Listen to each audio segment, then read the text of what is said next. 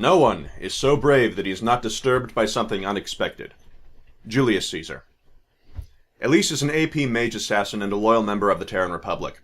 Her hobbies include base sieges, candlelit torture sessions with captured smurfs, followed by devouring them mercilessly, and proudly displaying the TR colors on the field of justice for her part-time hobby as a champion in League of Legends.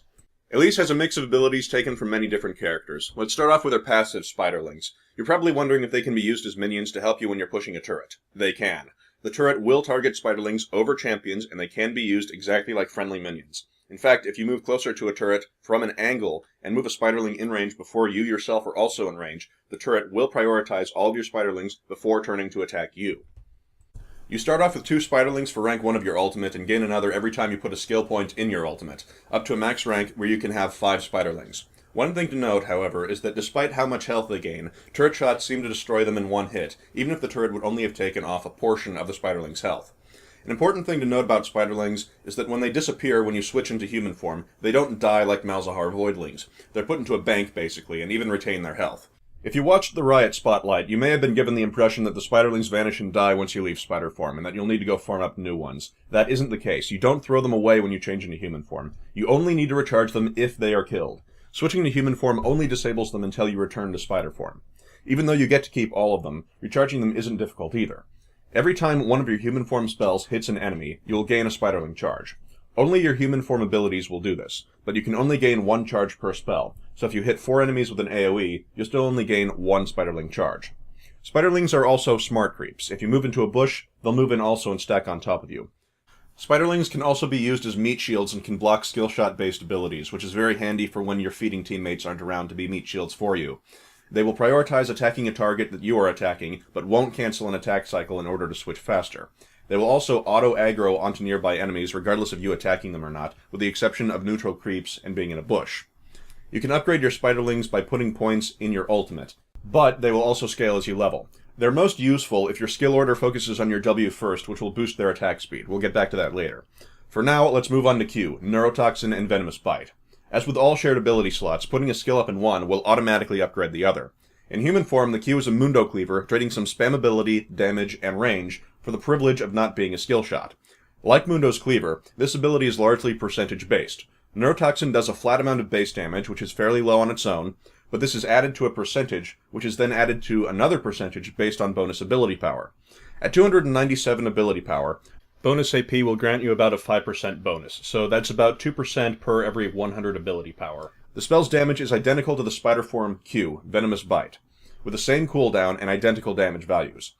The base damage is the same, the percentage boost is the same, and the bonus percent is the same for both abilities. The only damage-related difference is that Neurotoxin, the human form spell, deals more damage the more health your target has, like Mundo's Cleaver, whereas the Venomous Bite, the Spider form, deals damage based on their missing health.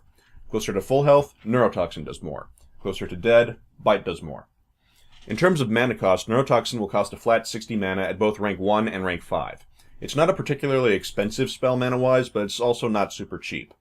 The Spider form Q, Venomous Bite, trades away some of the spell's range for the ability to cast it free with no mana cost, and to lunge forward to your target a short distance.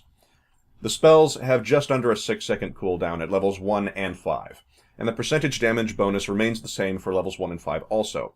It's important to note that this spell at rank 1 will receive an 8% bonus off of current health and missing health respectively, and this will remain at 8% at rank 5 as well. This does not go up as you put skill up points into this ability. The main benefit from leveling this skill is that the flat base damage goes up, and it's still comparatively low. At rank 5, the flat damage component is 230 damage. While the spell can do decent damage once you add in the percentages, the fact that they don't increase with level makes you have to consider where you want your skill up points to go. Now let's move on to her W, Volatile Spiderling and Skittering Frenzy. Volatile Spiderling is a baneling. It moves to a target, and it explodes. The AP ratio scaling is below 1.0, so it isn't stellar, but the baneling is still very effective. Upon use, it will go to the target location, and if it hasn't collided with an enemy by the time it reaches that location, it will seek out the nearest enemy and head directly towards it. Enemy champions will be prioritized, but it will still explode upon contact with anything hostile, and will only start chasing the enemy after reaching the end of the skill shot path that it was given. This means that if your skill shot misses, your baneling can run right by an enemy and run out of range of them. The baneling can't be targeted with spells or abilities, so it can't be intercepted with Morgana's Q or any form of snare.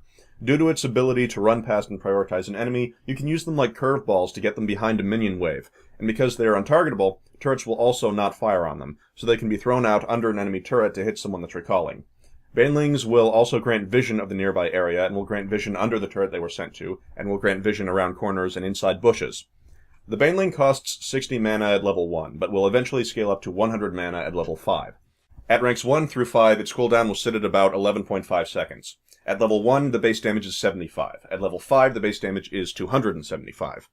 In Spider form, the W is Skittering Frenzy, which offers a passive attack speed bonus to your Spiderlings and an active attack speed bonus to your Spiderlings and you. Like Venomous Bite, this is free to cast with no mana cost. Another thing to note is that lifesteal is granted when you have the Skittering Frenzy active attack speed buff. However, this lifesteal is only gained from your auto attacks and the auto attacks of your Spiderlings. You will not gain any health regeneration from Venomous Bite if you use it while Skittering Frenzy is active. Despite the tooltip saying that you do bonus auto attack damage in Spider form, like Rumble's Overheat auto attack bonus, this has no effect on turrets. You'll do the same damage in Spider form as you would in human form. However, you should still be in Spider form when attacking a turret most of the time, due to the use of Spiderlings and the attack speed bonus. In regards to the attack speed bonus, it only seems to benefit you on your next auto attack, and won't hasten the attacks that are already in progress. This means that if you pop Skittering Frenzy right after auto attacking a turret and dealing damage to it, you will still sit there for a long pause before launching your next auto attack, while your buff sits there unused by you and your Spiderlings. I recommend using the spell just before you're launching your first auto attack on the turret or gank victim. Now, onto her W, Cocoon and Repel. Neither spell does any damage at all. Nearly always, this will be the last skill for you to level. Cocoon is a 1.5 second stun, usable in human form, and costs 65 mana at rank 1. At rank 5, the stun is still 1.5 seconds, still does no damage, and still costs 65 mana. At rank 5, the cooldown on Cocoon will be a little under 10 seconds. It's a skill shot similar to Morgana's Q. As for Repel, when most people see it, they'll think about Fizz. These spells aren't really all that similar, though. First off, you're probably wondering if enemies can see the big circle outlining where you can repel to. Yes, they can, even if you're using it from inside a bush and out of their line of sight. Now that that ugly business is out of the way, what can you do with Repel? First off, you will still take damage when using Repel, and it won't save you from the damage of an Ignite. There's also a short motion time while you're repelling and descending, during which a spell launched at you before you used Repel can still hit you. For example, a Malzahar ultimate cast at just the right time can cancel your Repel despite triggering Repel's cooldown. On the flip side, if you use Repel while Caitlyn is casting her ultimate on you before she fires, you will take no damage from the shot. Repel can either target an enemy or target the ground. If you target the ground, you will repel and have about 2 seconds to select an enemy to repel to, or you'll be dropped on the same spot you repelled at. Repel will reveal enemies, including neutral monsters, through the fog of war, and can be used to break being targeted by both Dragon and Baron. The range on the spell is large enough to leap over the jungle walls to reach the wolf camp to escape from the enemy base. Another thing to note is that Repel, when targeting an enemy, tries to place you on the side of the enemy that is opposite to the side you used Repel from. However, if used on a fleeing enemy, the short cast time to descend on them while they are running away may result in you reappearing behind them instead of in front of them. Next, let's talk about her ultimate, or rather, her form shifts. Switching into Spider form will grant you a little extra attack damage, armor, magic resist, and movement speed. Placing points in your Spider transformation will upgrade your Spiderlings a little bit, grant you an extra Spiderling, and upgrade your Spider form bonuses also. However, the movement speed bonus will remain the same. Regardless of what rank your Spider transformation is, you will have a flat 10 movement speed bonus, and that will not increase. The most noteworthy benefit will be the additional Spiderlings that you can summon for their nifty ability to be meat shields for skill shots. Switching between Spider form and human form is free to cast, instant, but has about a 4-second cooldown. Now, let's talk about tactics and how to play Elise properly. First off, if your downtime isn't spent in Spider form, then you're probably doing it wrong. With a movement speed bonus, if you're running back to your lane in human form, you may as well switch to Spider form to make your run take a little less time. Not only that, but remember that all the Spider form spells cost no mana. This is excellent for sustains, and Skittering Frenzy can be used to restore health and is free to cast. You'll need to remember that. If you're out of mana, then you should switch to Spider form. Since switching between Spider form and human form is free, you should get into the habit of switching into Spider form and spamming your abilities, even if your human form is low on mana.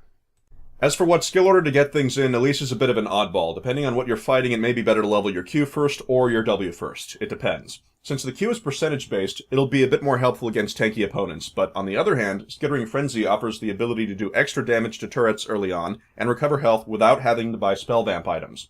One thing that will really come into play when wondering if you should max Q first or W first is how effective your banelings are. If you can curveball banelings behind enemy minion waves and get them to hit champions consistently, then it may be more profitable to do that.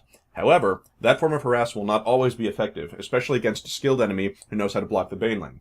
And since your Q isn't a skill shot, then that harass may be more useful. Really, what you want to skill up first could go either way depending on the lineup. Elise has a good measure of assist potential. Due to the ability to stun an enemy without doing damage to them, her cocoon ability can snag you an assist while also securing the kill for your team, which is much better than having to listen to your teammates whine that you stole a kill or, worse, the enemy flashing away and escaping. Elise has a brawly side to her, as her Spider Form's auto attacks are all done within melee range. That said, she is not a tanky champion and shouldn't be used to initiate, similar to Katarina and her ultimate. Elise does have two initiation tools that are useful for one-on-one and for helping your teammates initiate, her stun and her repel. These two spells are also very effective for chasing enemies. You could initiate a fight with a skill shot stun, or initiate by repelling onto someone, and then use whichever spell you didn't use first to chase down someone who's fleeing. This makes Elise a very powerful chaser and very good at kill securing, and by proxy, ganking. The transition to Spider Form is also very rapid, allowing for quick use of repel and her stun as a quick combo. She has moderate effectiveness as a jungler. If you do plan to jungle her, I recommend maxing W first. The baneling AoE will be useful for killing creeps and clearing the jungle faster, and the fact that Spider Form spells cost no mana and her ability to regain health from Skittering Frenzy will assist her, though you won't gain as much health from that as Jungle Fiddlesticks would from his Drain. The main reason that Elise can be effective as a jungler is the fact that she has two initiation spells, one of which is a gap closer, which makes for very powerful ganks when enemies are caught out of position, similar to Shaco. You can initiate with Repel, which has a longer range than the stun, and then stun the enemy as they flee. Or, you can initiate with a stun and repel onto the enemy when they flash away. As long as Repel successfully targets an enemy, it won't matter if they run out of the spell's range. You'll still land on top of them, provided the game doesn't think you are targeting the ground nearby. You can still cast the spell again while in Repel to try to target an enemy, but targeting this way requires that they still be within the spell's range to cast. As for how to build her, that will depend a lot on if you intend to fight more in human form or in spider form. Due to the fact that only her 3 human form spells cost mana, and are reasonably cheap, building for mana may not be important unless you're planning to be in human form a lot. This mixed with her not using mana at all while in spider form means that mana would only be useful in human form. With that said, cooldown reduction could help the spider form abilities, but her spells don't have a particularly long cooldown to begin with. One comparison for her to be similar to would be Rumble. Since her build can vary, it's difficult to just tell you what to get, since it'll depend on the lineup and on your playstyle, but I'd recommend considering either a Sheen for the mana in human form and attack bonus in spider form, or a Crystal Scepter for the health when in spider form and brawling. Now that we've covered some basics for her, what if you're watching this video because you want to learn how to kill her? Well, if she repels to get away from you, consider the locations she can repel to. Since you'll be able to see the circle, if neutral creeps or minions on your team aren't nearby, she's going to be forced to drop right where she was. Her skill shot is white and doesn't move as fast as a Mundo Cleaver, making it easier to dodge. If you can dodge Morgana's Q, you should be able to dodge her stun once you get used to how the spell looks. Despite that she's an AP mage assassin, she still has to get close to enemies to use any spider form attacks, which is dangerous for her, and unlike most champions, she has no special ultimate. Most champions have an active ultimate to grant them a special bonus, either a nice stun or a hefty sum of bonus damage, or something nice. Elise totally lacks that, so you don't have to worry about a giant evil spiderweb showing up on the map and stunning your entire team. This gives her slightly reduced teamfight use, as her one big teamfight ability, and only form of crowd control, is a single target stun skill shot that can be dodged or intercepted by minions. Instead of having an ultimate, she can turn into a spider, but in spider form she has to get close to enemies to do any sort of damage to them. And her stun can only be used in human form. These are both weaknesses that can be very easily exploited. That concludes my video going over the pros and cons of Elise. Thank you for watching my video, and happy Halloween! I'll see you next time.